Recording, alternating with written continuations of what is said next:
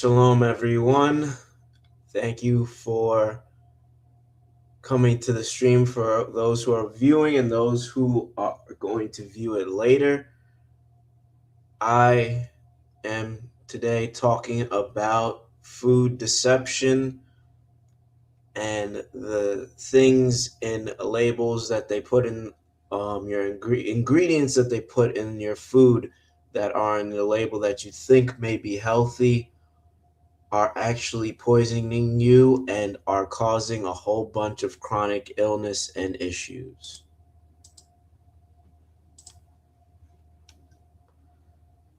And this time I have a presentation to make things a lot smoother.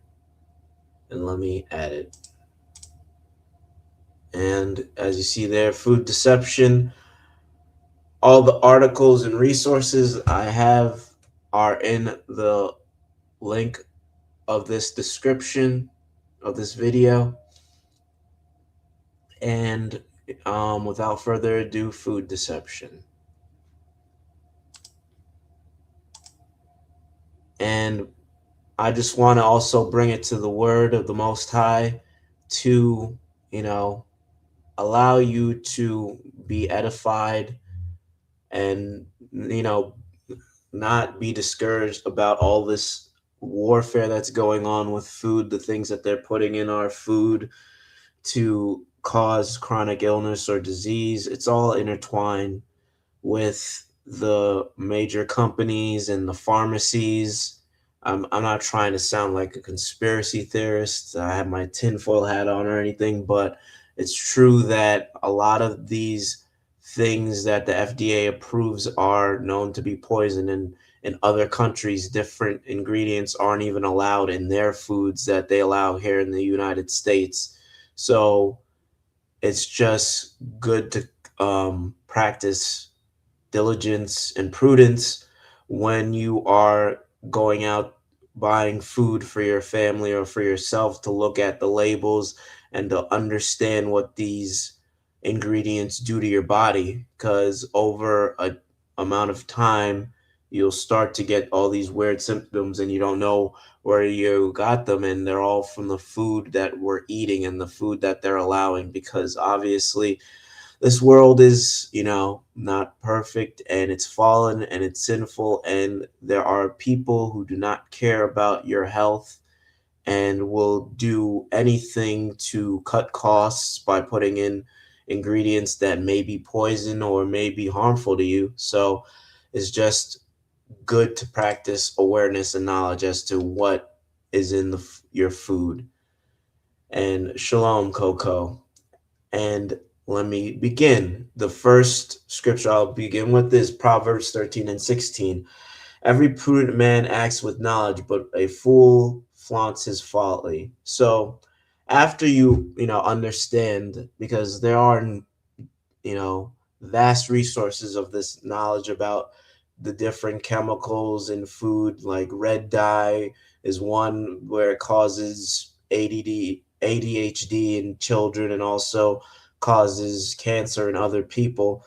Once you understand knowledge or have that knowledge or where that knowledge is available to you, it's wise to act prudently with that knowledge and to stop allowing your ignorance to be bliss, because what is used against you or what you don't know can still be used against you. That's why it's important to know different things and find out different, seek out knowledge, so you are able to move around with prudence, basically.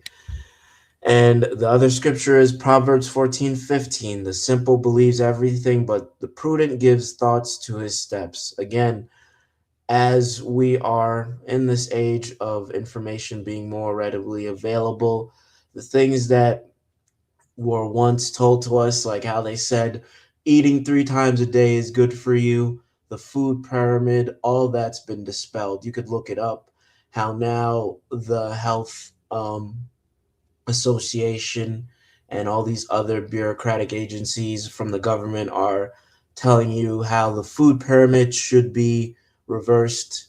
Basically, I can't, off the top of my head, tell you what the food pyramid is or the hierarchy, but it used to have, grains and other things that were at the top, where you find out all the grains and cereals are sprayed with glyphosate. Basically, it's a chemical that they use in pesticides to spray plants and different grains and things like that.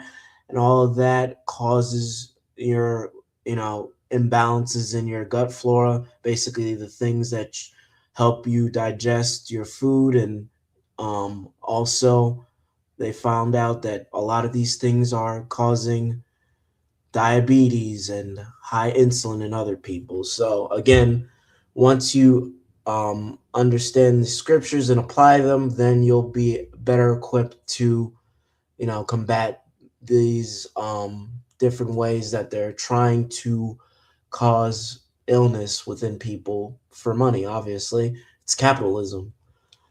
All right. And the next scripture is, the wisdom of the prudent is to discern his way, but the folly of fools is deceiving. So once you have this knowledge to, eat better, or to read the ingredients in the things in the foods you buy, it's always better to just get whole foods, things that are grown straight from the ground, than, getting things off of, a shelf or from the grocery store. But obviously, people not that is not widely available to everyone. But again, with what you have and what resources and knowledge you have, you can still be able to eat as healthy as possible and to combat um, the food deception. And the next screen, basically, all the articles I use are in the description box. And this is, a few of the different foods that you may think are healthy but are not actually healthy. And one of those sections is fat free, sugar free, and zero calorie foods.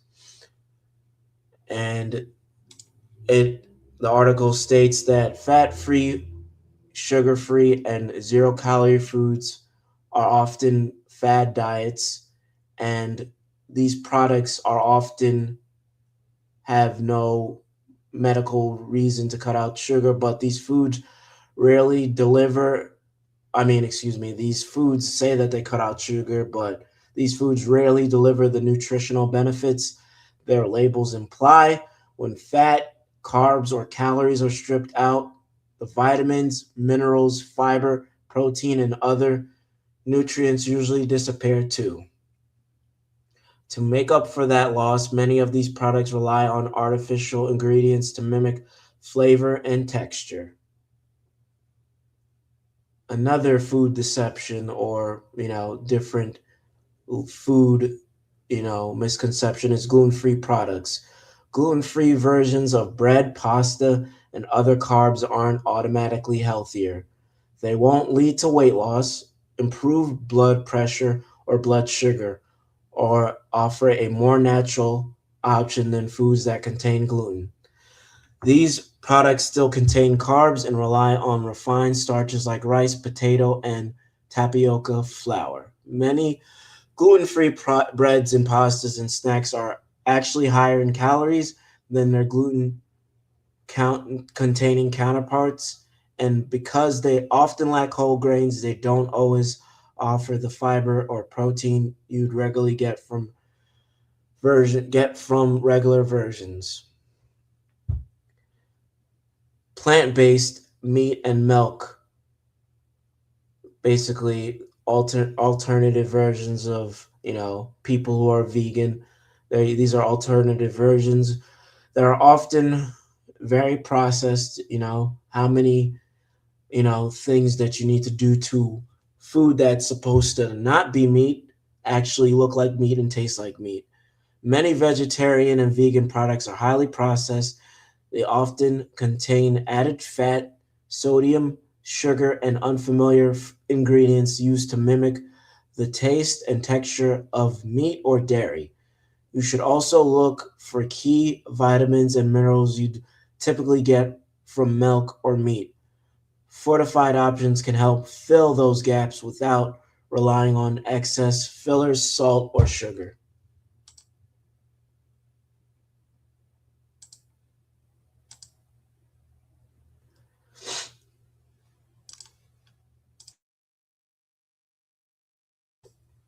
Give me 1 second.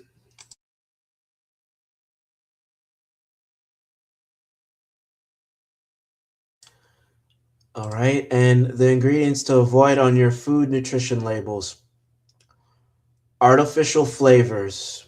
Artificial flavors include, but not limited to, flavorings on nutrients labels that say red 40, caramel color, yellow 6. Basically, these are just dyes that they put in foods. And these foods can cause various side effects. Some dietitians suggest they can cause serious side effects like cancer, allergies, even hyperactivity. The next one is high fructose corn syrup. Excuse me. And I'm always looking for this on different things that I buy because high fructose corn syrup is terrible for you. It is something that overloads your liver. Your liver can't process it and leads to fatty liver. And basically, your liver is used to detoxify everything in your body. It's your way of detoxifying your blood and everything within your immune system. And this ingredient compromises your liver. And consuming too much of this sweet additive can also lead to insulin resistance, obesity, and type 2 diabetes. And high fructose corn syrup is pretty much in a lot of sports drinks, obviously in soda, and a lot of fruit juices, like High C, Hawaiian Punch, Kool-Aid, all that stuff that we like to drink when we were kids or are still drinking. Just be aware of that. The next one is IMOs, or in its full name, isomaltoid oligosaccharides, basically a starch, are a mixture of short chain carbohydrates, often called high maltose. Your body can't fully break them down in the digestion process. Because of this, it commonly causes digestive issues and can also spike your blood sugar. The next one is sugar alcohols. This is basically what they use in sugar-free products, you know, basically stating that, oh, this is sugar-free, but they use sugar alcohols to substitute to make it taste like sugar without it saying it has sugar in it. It's a prevalent ingredient commonly used to help reduce sugar in foods while still providing a sweet taste. However, our bodies can't fully digest them because they are artificial. Digesting sugar alcohols commonly leads to painful gas, bloating, stomach pain, and even high blood sugar.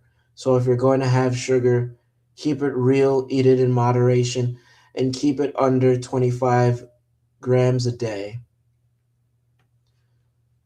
Next product is whey protein. Whey protein is heavily processed and often has unsafe toxins in it. In addition, protein powders aren't regulated by the FDA, so if you aren't entirely sure how the protein is created or what it contains, it's best to avoid.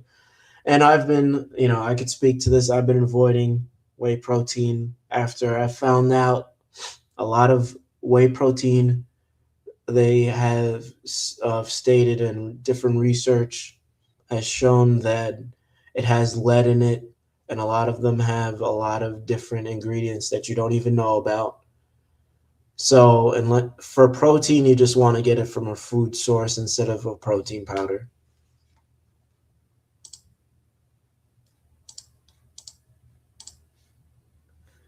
All right. And seed oils, that's basically vegetable oil, um, soybean oil, and all these other oils that are terrible for you.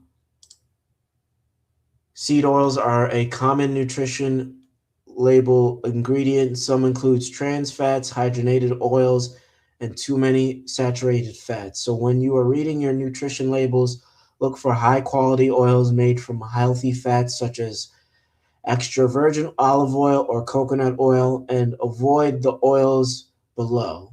Basically, canola oil. This oil is sourced from GMO crops. Canola oil is also known as rapeseed oil. It's heavily processed and has no nutritional value. Corn oil.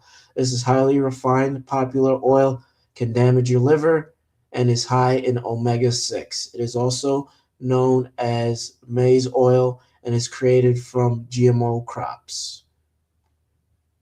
Xanthan gum.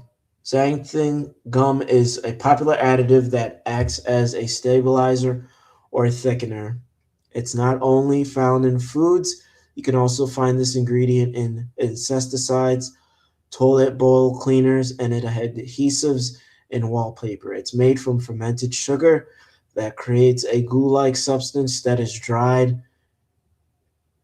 and turned into powder. It's lab made and your body can't break it down. It can cause digestive issues and alter your gut bacteria. Maltodextrin is a sweet carbohydrate food additive that comes from primarily corn or rice starch. It can also come from wheat and potatoes. Maltodextrin gives a fat like body to food products, increases their shelf life, and mixes quite well with other ingredients. It's also cheap to produce as well as adds to products. The food industry and diet focused food products love this ingredient because they can use it in their food and say low sugar or no sugar. Though not sugar, it can spike your blood sugar and is one of the highest ingredients on the glycemic index at 130. Basically, the glycemic index is basically for how fast and how long an ingredient or food spikes your blood sugar.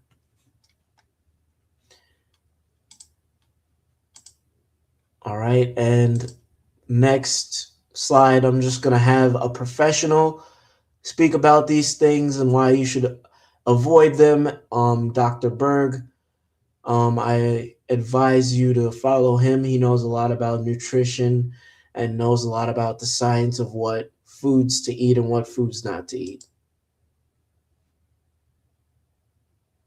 This is going to blow you away. To be able to look inside your foods to identify the source of most chronic health problems. So check this out. Let's start with some granola bars. Do a little scan. Wow, 28% sugar, 15% seed oil, and 41% starch. Let's go with Cheetos. Do a little scan. Boom.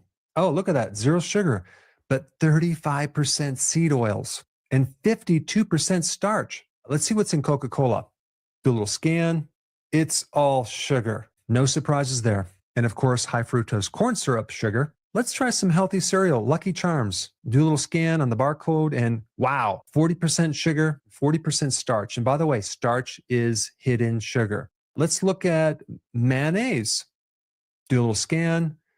Yeah, I'm not surprised. 82% seed oils. Let's check out Nature's Own white bread. Do a little scan. 57% starch, 4% seed oils, and 6% sugar. The biggest realization I had in this project was that the great majority of all junk food, this stuff right here, mostly is three simple ingredients. Sugar right here, okay, sugar. Then we have the starches, right? But not just any starch, highly industrial processed cornstarch. And then my favorite is seed oils. These are the three ingredients. And we're not talking like really healthy seed oils. We're talking about seed oils that are so rancid, so oxidized, they're going to go into your cell membranes and create a lot of inflammation. And if you were to eat this right now, this disgusting mixture, you would probably vomit. What they had to do was they had to add artificial flavors. Then they would have to add colorings to it. And then they have to put some chemicals to preserve it, and then more chemicals to make you keep eating it, called MSG. And what's interesting about this slop is there's barely any protein. And one reason they don't put protein is that protein is satisfying. So without protein, it's going to make you want to keep eating it over and over and over again. But to get you to buy this, we have to create incredible packaging. Look at how amazing. Look at the colors. Look at how beautiful that is. Beautiful rainbow colors. Look at little Debbie right there. Wow, that looks good. I used to live on these. In order to be food, it has to be able to sustain life. The big problem with processed foods, ultra processed foods, junk foods, is that they're just basically dead. There's no longer any phytonutrients or vitamins or minerals. You have to add some of those in later, and they're basically synthetic. You just put a couple more vitamins in there, because if they didn't, you would develop all sorts of diseases. Like a vitamin B3 deficiency is called pellagra, where your skin looks like leprosy. Junk food does not fit the definition of actual food. There's another thing that I think a person needs to put on their radar,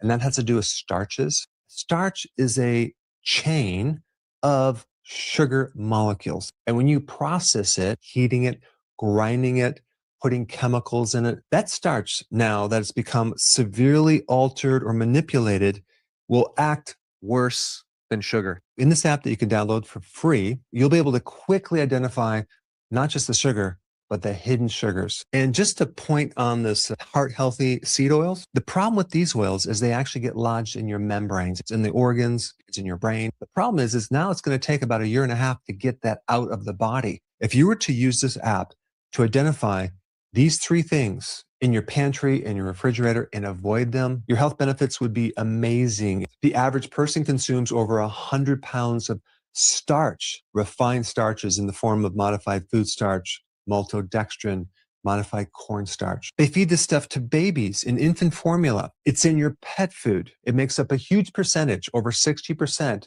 of your teenagers' calories. And when we talk about seed oils, an average person consumes 70 pounds of seed oils every single year. Unfortunately, it's the last thing to be evaluated when you go to the doctor. They don't look at what you are eating. It's the missing piece of the puzzle. Yes, we have alcohol and smoking, but when you get into the quantity of sugar, starches, and seed oils, the magnitude of what that does to our bodies compared to everything else is off the chart. Simply download this free app, start using it, give me feedback, tell me how you like it. We're going to be doing phase 2 and phase 3. We're going to add a lot of cool things to it. There will also be a link to another page that allow you to see the substitute foods.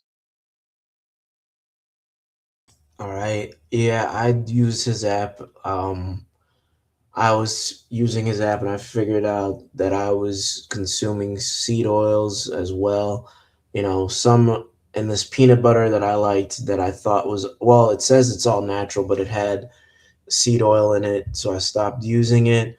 Also, in a lot of salad dressings, they have vegetable oil or canola oil. All those oils, as he said, are highly inflammatory, and after you've been consuming it, after a while, you'll start to get inflammation in your body, and you're wondering, like he said, obviously, smoking and drinking, all these other things that are terrible for our health, and people who don't do those things start getting, you know, ill or start getting these chronic conditions, and they don't know where it's coming from. It's coming from the food that you're consuming and the food that you're buying at the grocery store.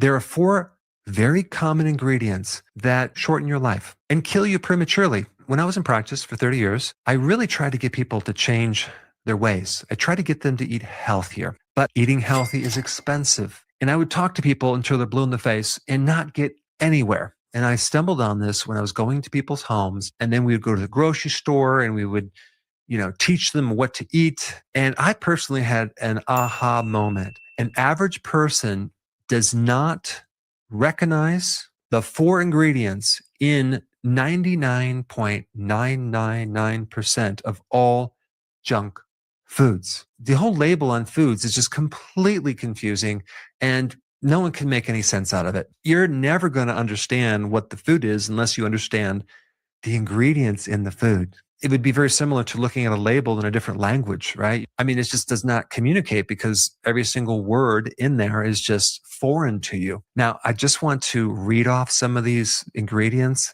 Hydroxypropyl distarch phosphate, intrasterified soybean oil, hydrolyzed corn oil, maltodextrin, dextrose, dextrin. So just ignore those words right now because you literally fall asleep if I keep talking about it. I mean, could you imagine if I started talking about, the cyclopentanopropan hydrophenanthrenes that we're about to discuss? I mean, like, I'm just going to literally make you unconscious. These words are chemical names for junk food ingredients, and I really think they're purposely put in there just to hide what's really in there. So the junk food industry is camouflaging their ingredients, number one.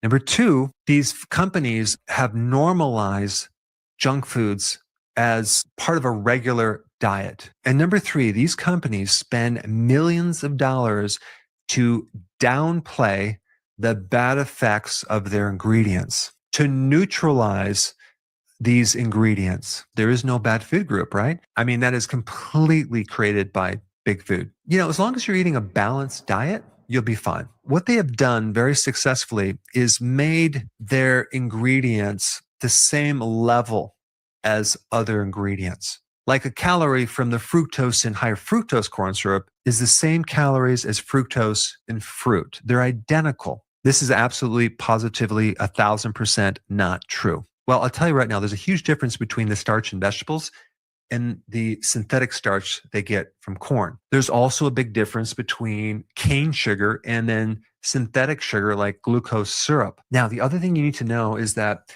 you cannot determine the quality of the food by looking at this part of the label right here called the nutritional facts. You have to read this part right here, which is really hard to read unless you have magnifying glasses. I can't even read this right here. I wonder if that's on purpose or not. So there's a super simple way to identify these 4 ingredients that are in 99.99% of all junk food. The first one is sugar. And I'm not even talking about sugar cane. I'm talking about the synthetic sugars. And there's a lot of different chemical names for sugar, okay?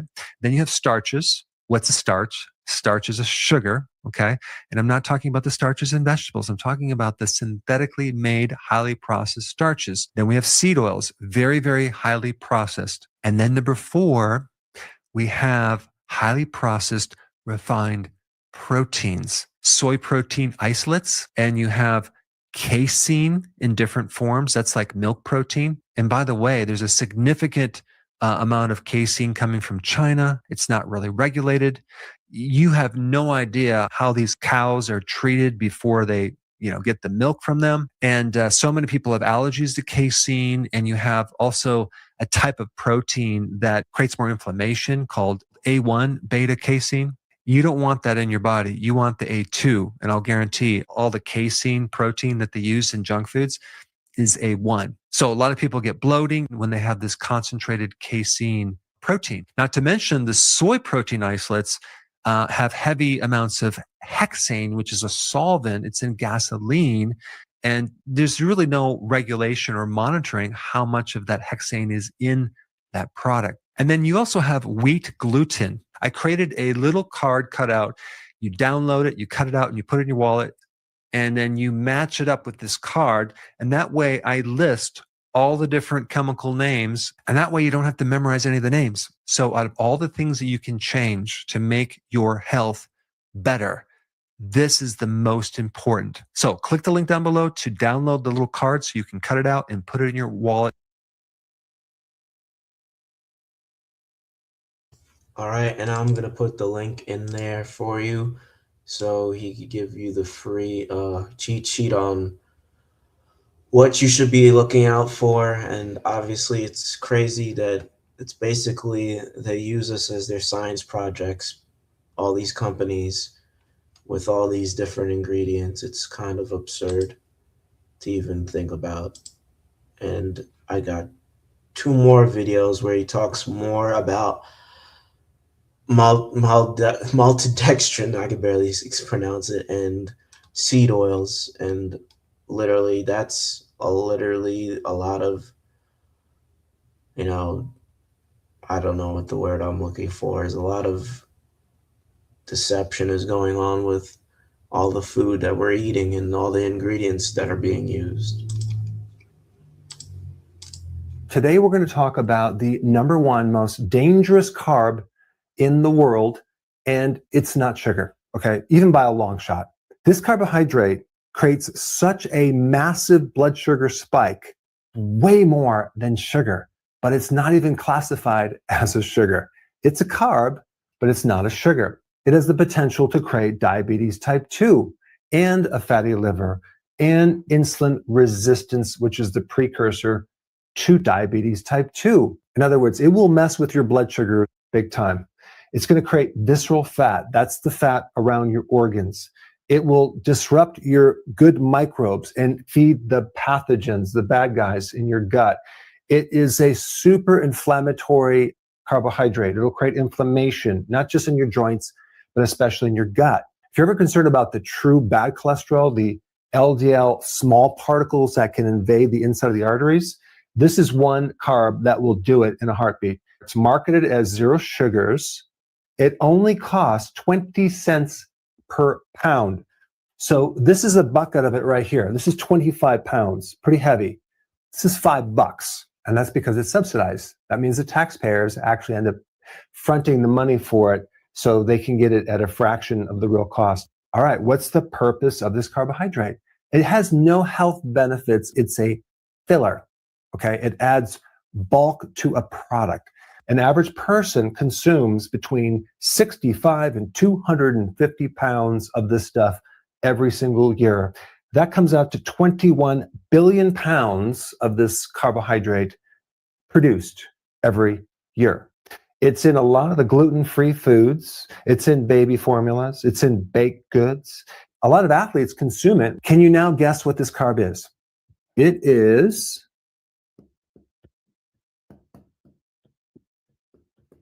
a starch, but not just any old starch, not the potatoes that your grandmother served you. We're talking about industrial starch, modified food starch, cornstarch, maltodextrin. All right, what is a starch? This is a starch right here. We have sugar over here. A starch is a string of sugar molecules on a chain. But when you modify it in the lab, you strip away all the armor. You now refine it and break it down to such a level that these bonds between the sugar become very, very weak and fragile. So when you consume it, it breaks down into sugar so fast, even more than glucose. So when I talk about industrial starch, I'm not talking about these potatoes or even the starch in vegetables. I'm talking about this powder right here. This powder that has been so highly refined. And what I mean by refined, it's mechanically ground down into small particles. They add bleach, but of course, if you consume this in a spoon, it would not be very pleasurable. It's not even that sweet unless you chewed it for a while, because if you chewed it, in fact, if you even took a piece of bread in your mouth, it wouldn't be sweet unless you chewed it a little bit and you broke down the bonds to release the sugar, and then it would be sweet. I'm going to run through very quickly just the chemicals that they use in this modification. You really need to know this. One chemical they use is called sodium trimetaphosphate. This has been linked to kidney stress and vascular calcification. It may worsen bone demineralization and accelerate aging process in arteries. Here's another one, vinyl acetate. Vinyl acetate is considered a possible human carcinogen. Here's another one, sodium hypochlorite. This is bleach. Bleach is interesting because they regulate bleach in the water supplies as a carcinogen, but they don't regulate it in the food starch. Overexposure is linked to kidney stress and damage to your enamel and mucosal tissues. And then they add this other chemical. This is widely used in infant formulas and beverages. It may disrupt mitochondrial function if consumed in excess. So here's the point. All of those chemicals I just mentioned are self-regulated under something called GRAS, which is generally recognized as safe. And so the question is, how can it actually be safe if it's not even tested for long-term studies? And so you don't have to really wonder why we have chronic disease. If we look at this, okay, we have 16 grams of total carbohydrate, we have 1 gram of fiber, and we have 0 grams of sugar. What is left? We have 15 grams of a carbohydrate that is not listed on this nutritional facts. And that is why starch is invisible. You don't see it unless you read the ingredients and understand that modified food starch, modified corn starch, wheat starch are all industrial starches. It's basically extra damaged protein that clogs everything up. It's directly responsible for the complications of diabetes and also the Alzheimer's plaquing in the brain and also the fibrosis or scar tissue in your liver. But there's one more thing I need to mention without giving you a lot of big words. This is the word right here, which is a byproduct of glucose from the starch. It's called an aldehyde. I don't know if you ever heard about this chemical, but this is what they use to embalm people, to preserve them. The other one is another chemical that I'm not going to give you the long name on. All you need to realize is that it's the toxin that occurs after you drink alcohol the day after when you have the hangover. But don't worry, it gets worse. If you take a look at junk food, right, what is it composed of? Sugar, starch, and seed oils, right?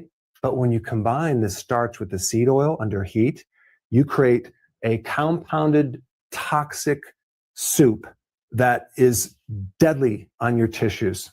Very few people just consume starch by itself. They have it in different forms, like chips, right? Potato chips, which is mostly seed oil and refined industrial starch. And if you go in the snack aisle in the grocery store, you'll see all sorts of versions of these chips or crunchy things with basically seed oil and more starch. I mean, chips have like 65% starch, 30% oil. Then we get crackers. Here's the Cheez-Its, right?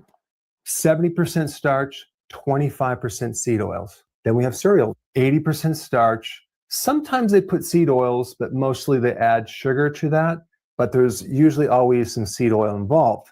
What have we got in bread? 75% starch, maybe some sugar, but definitely seed oils, 15%. Pasta has starch.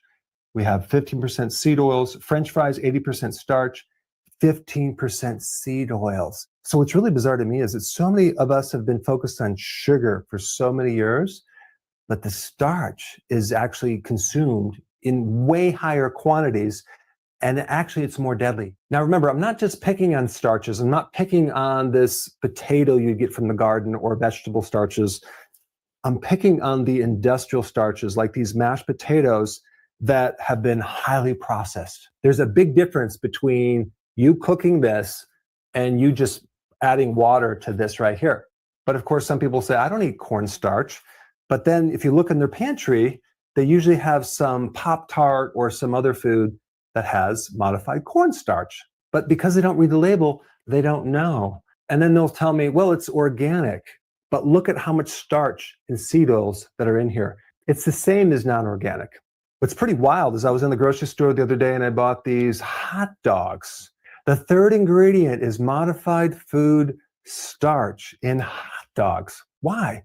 Because it's a filler to add bulk. So if we look at the definition of food, that which is eaten to sustain life, promote the growth and repair of tissues, does the ingredients in ultra-processed food calories, aka junk food, industrial starch, fit this definition? No, it does not fit the biological definition of the word food. And it shouldn't be called food, but it is because of various loopholes that is built into the legal definition of food, which is a completely different conversation. I'll do another video just on that so they can actually keep selling it and calling it food.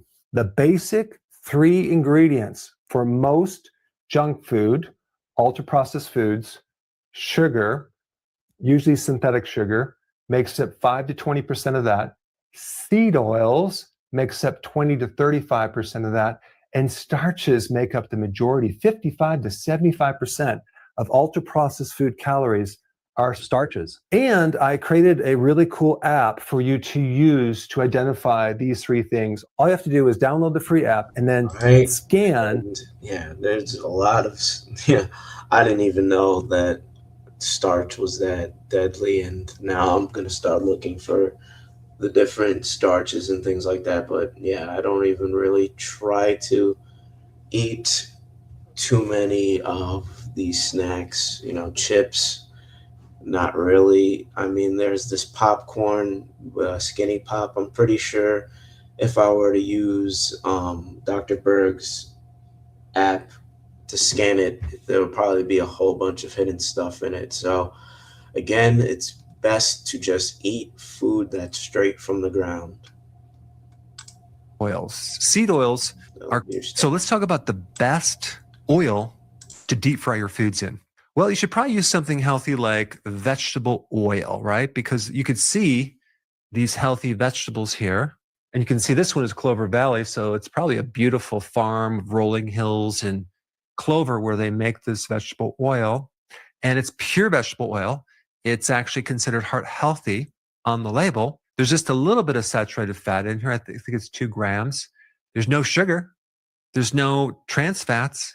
And there's no gluten. And so this is pretty much the best oil you should use to deep fry your food. And I hope you know that I am completely and utterly sarcastic today. We're going to talk about seed oils right here. And then I'm going to show you what I think you should do regarding the deep fried oils. Seed oils are called polyunsaturated fatty acids. Poly meaning many, unsaturated meaning a type of oil that it's very, very fragile and unstable. Now, the first thing you need to know is that when they talk about vegetable oils, they're really talking about seed oils. I know they have pictures of vegetables, but this is not where they're getting the oil from. It comes from corn, soy, canola, things like that. They're considered one part of the ultra-processed food category, which they use industrial processing where they're heating, adding hexane, which is a solvent that's in gasoline. And so they go through this incredible refining process where you end up with this very refined empty oil. And one of the reasons they do this is so it can sit on the shelf for a long period of time. We consume like 25 to 30% of our calories with this right here. Yeah, incredible. You start reading the ingredients and it's in almost everything. When you fry foods in these oils, you're basically frying other ultra-processed ingredients in this ultra-processed ingredient. For example, let's say you have a donut, right? Which is pure ultra-processed food, and you're going to deep fry it in the seed oil. You're going to heat a starch or sugar with a fat. That's going to create really sticky proteins in our bodies. It's called glycation, and that sticky protein is going to gunk everything up and make it dysfunctional. And let's say, for example, we're going to deep fry some chicken, right? We're not just going to deep fry chicken. We have to coat the chicken with an ultra-processed ingredient, maybe with a starch, right? So now we're combining heat with fat, with protein. That's again going to create this sticky substance that's going to kind of clog everything up. Now, when you go to a fast food restaurant, they don't just use this oil once. They use it like 100 times. And they're going to keep reheating it and reheating it and reheating it day after day, cooking your food. And the more they heat it, the more toxic the food is. And a couple more things I want to bring up about seed oils before I move on. But seed oils were never meant to be consumed, okay? Even like in 1865, when they kind of found a process to develop these seed oils, it wasn't meant for human consumption, okay? These polyunsaturated fatty acids are meant to support our membranes of our cells. Now, the membranes are around our cells. Also, if you look inside the cell, you have all these little things that do the work. Each thing has a bag around it, which is a membrane. They allow things to communicate back and forth, but you also have the mitochondria in here. And the mitochondria is really important because nearly every disease relates to dysfunctional mitochondria. And the seed oils can actually get into the membranes and replace the membranes. And so if you're replacing the membranes with this material, it's not good. So I'm studying a book on membranes right here, Basic Principle of Membrane Technology. It's fascinating because it goes into the biochemistry of membranes and how amazing they are. And also in this book right here, The Ancestral Diet Revolution, How Vegetable Oils and Processed Foods Destroy Our Health and How to Recover. Here's a picture of a kid who's smoking, right? Well, the oxidative stress that occurs with smoking kind of poisons us for about 6 months to a year after quitting. But when we consume the seed oils, right, it's going to poison us for about 3 years after just one serving in cooking oil. Yeah, so there's some fascinating data. So these oils were never meant for fuel like other fats. And the biggest damaging effect from these seed oils is what they do to your mitochondria. And this is why seed oils lead to insulin resistance. Of course, from there, you have a fatty liver, obesity, heart disease, increase your risk for cancer, et cetera, et cetera, et cetera. So anytime you add heat to seed oils, and by the way, they're already heated when you get them, you create more toxicity. And they actually give off a lot of byproducts that creates a lot of, it's called oxidation. You can look at oxidation like rusting out something, but the seed oils are not being burned up as fuel in the body. So they kind of get lodged and stored in the body and they just gunk up everything. Now let's look at the oils that you could use if you wanted to deep fry something. So this graph represents something called the peroxidation. That's that in the process of being oxidized stage. Soybean is the highest, right? So it creates a lot of problems. And then we have corn oil, then we have sunflower oil, and then canola. And then we have olive, beef tallow, and coconut. So if you wanted to deep fry something, okay, you have options. You have avocado oil, you have coconut oil, you have palm oil, you have olive oil, then you have tallow, okay, and then you have butter or ghee. So you could potentially use any one of those oils. Now, here's the problem.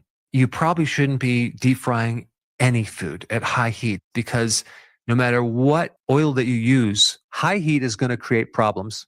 Avocado oil, if you get it really refined, it's going to create more damage. If you get it like healthier when it's where actually the color of it's green and it's cold processed, you probably should just put it on your salad and not use it with heat. But avocado oil does have higher amounts of monounsaturated, which is going to oxidize less. Just like olive oil, which is high in monounsaturated fats, you get a lot of the protective factors as well. Same with coconut oil and palm oil, but those may smoke a lot more when heating. So maybe like a moderate heat or maybe a stir fry or even pan fried, that would be a lot better. And then you get to tallow, beef fat, because that's going to be much better for you. You can also use ghee, which is a little bit better than butter if you're cooking it to higher heat. But with butter, especially with like eggs and things or stir frying vegetables, you're not going to heat it to the point where it's so hot that you're going to get smoking. And I think you're going to enjoy the flavor from just using butter. I think pan frying is going to be much better. If you can do an air fryer, that would be awesome because you don't have to use any oils. And then, of course, you have stir frying. That's a good one, too. Now, since I did mention this deep fried chicken, I know you're probably hungry right now and you're probably thinking about it. So I put that recipe up right here. Check it out.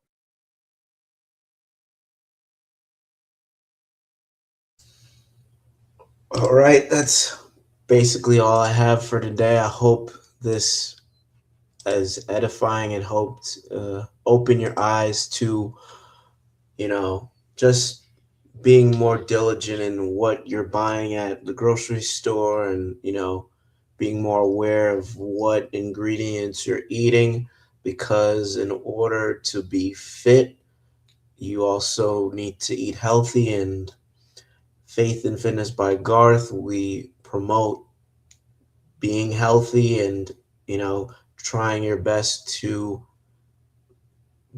make good decisions and be proactive with your health. And, again, I'm not perfect, trust me, but with this knowledge, it's helped me, make a lot better decisions with the things I buy at the grocery store.